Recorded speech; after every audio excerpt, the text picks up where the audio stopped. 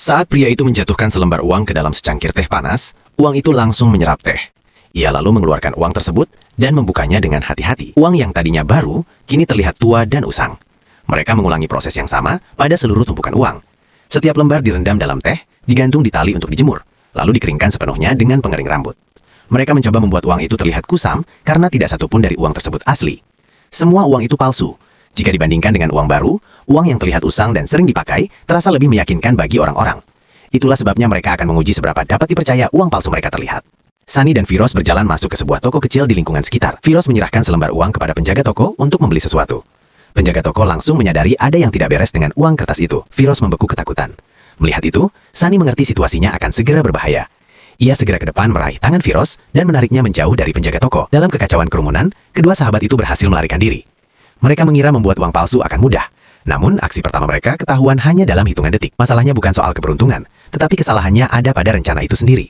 Uang asli dicetak di atas kertas khusus berbahan dasar kapas yang terasa sangat berbeda dan juga menghasilkan tekstur yang kuat.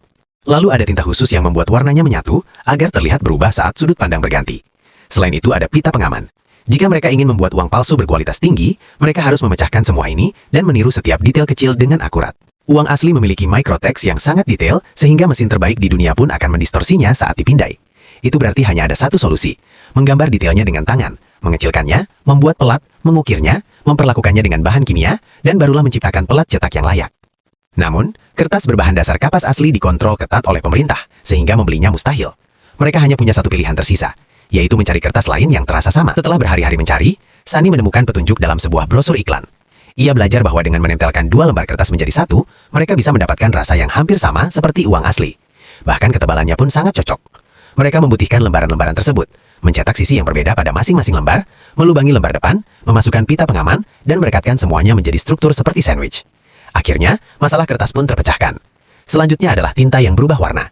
Dengan menggunakan cat dan tinta metalik yang tersedia di pasaran, Sunny menciptakan warna yang berubah sesuai sudut pandang seperti aslinya. Mereka menambahkan lapisan pernis bening agar suara dan sentuhannya terasa otentik. Lalu kembali membuat uang tersebut tampak lama secara buatan. Untuk menguji kualitas batch baru, akhirnya mereka kembali ke toko lokal di sudut jalan yang sama. Dan kali ini, uang itu berhasil digunakan.